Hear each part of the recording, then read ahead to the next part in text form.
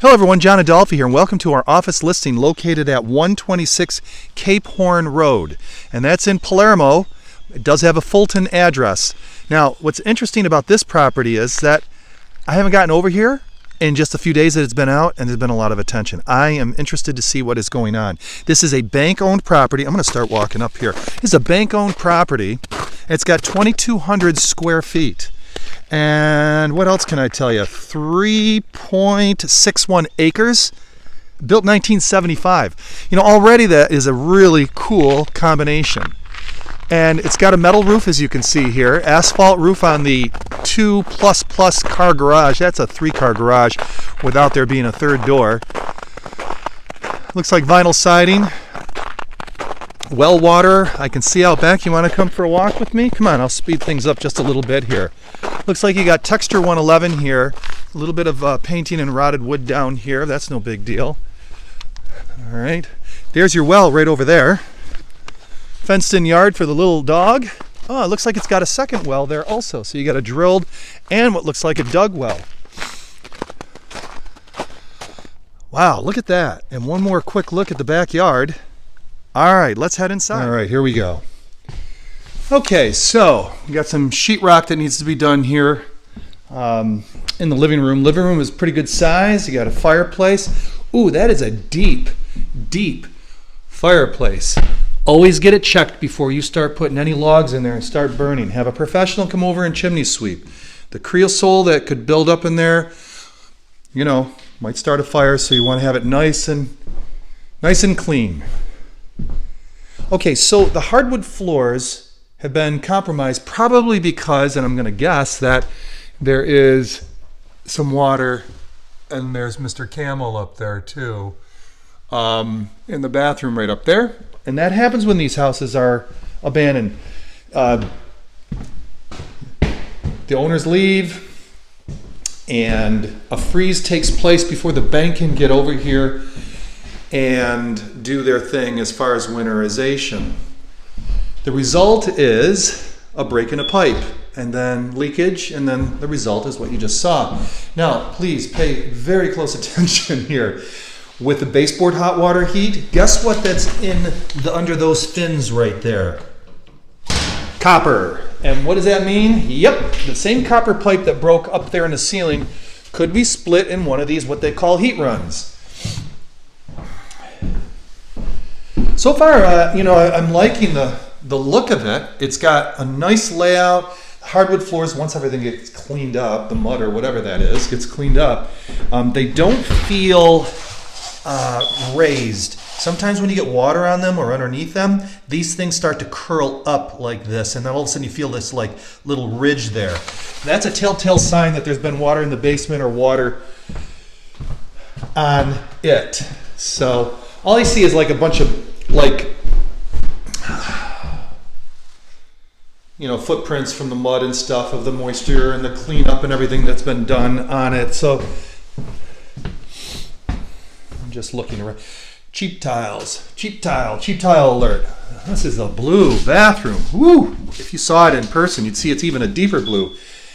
That is the funkiest, bluest, grayest counter I've ever seen. That is really... So you hear that crunching? You know what that is? Yeah, that's those cheap tiles you're going to be replacing. And most likely you're going to be replacing this bathtub too. Looks like we got maybe a little bit of iron in the water. A little bit maybe? I don't see a ring there, just that. I got a closet. Okay. So in the tax rolls it says that it's... Let's head out this way. It's a 4-bedroom, 2.5 bath. And then our information was that it's a 5-bedroom, 2.5 bath. Okay, so what you got here, so we're going to find out in just a second, my point is. So in here you've got your own electrical panel, cool, really high, nice high ceilings. Looks like you've got, oh man, look at this, check this out. So you've got about a 7-foot door, which is really cool. And let me see if I can get some more light on this subject here. Yeah. All right, so you got, what do you got up here? Wow, whole workshop here with electric, a little bit of electric, yeah. Wow, does this interest anyone? And it looks nicer, by the way, in person. It looks taller in person than it does on the video. I just want to let you know as far as the space here. All right. Let me edit this so it's not, this video isn't as long as Gone with the Wind. We'll just continue on here. Okay, so we just came back from the garage. We're in the kitchen. Take a closer look. Cabinets look nice. Parquet floor. These parquet floors are like laminate, meaning that you can't like sand these down or anything like that. Once they're gone, they're gone. You know, you got to replace them. Yeah, I like it. I like it. I like it. And then you got this room out here. Looks like you had a some kind of like I was going to say furnace, wood burning stove. This is not a 3-season room. It is a 4-season room. Got baseboard hot water heat out here. Also, man, it's just full of rooms and stuff. Okay, pantry, cool. This is where the basement is. We'll go down there in just a second. Let's head upstairs. So we have 3 bedrooms down here. And I think I saw, what, 1 bath, right? Hardwood floors. Now we're talking. Oh, yeah. And these are the pre-finished hardwood floors. You got a shine on them. They're already pre-done. Now, you may be thinking, I mean, I'd get rid of those. Take up too much space in here. And the ceiling is just under 8 feet. Nah. All right, look what do we got. Big bathroom. Huge. But it needs to be updated. It hasn't been updated in a long time. It looks like you might need a new toilet. All right. Check this out, okay?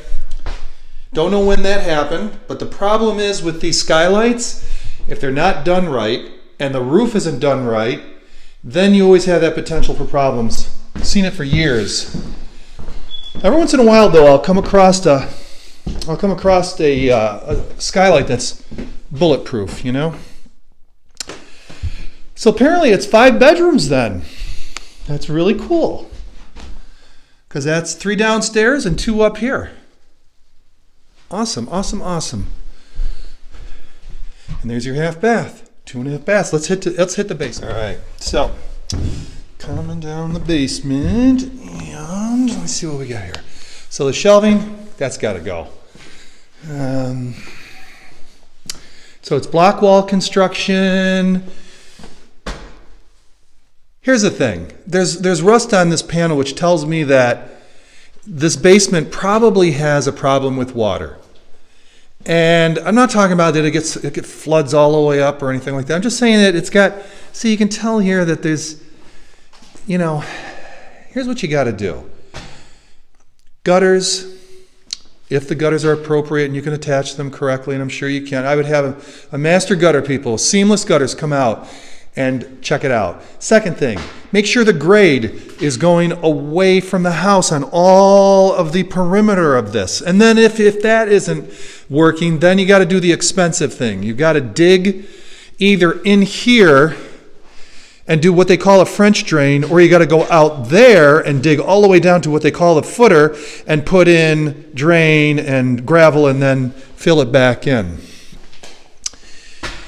All right, so you have a oil-fed boiler down here.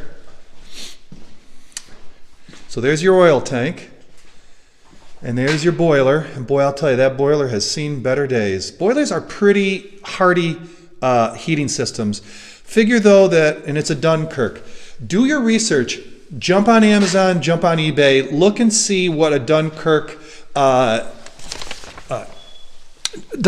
boiler costs that has a rating of 80,000 BTU. All right, don't get ripped off is what my point is. And this right here, oh, I thought it was wood. It's coal feeder.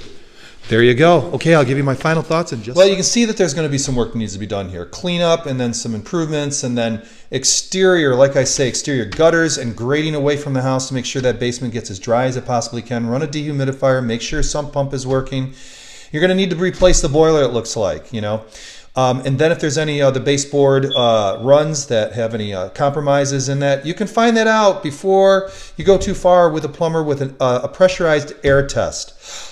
Sorry, I'm going too fast with too much information, which means interested, call me. I'll get into it with you then. 315-695-6434. And just remember, next year during the Super Bowl, you could be watching it in here, and real estate's awesome. You guys have a great day.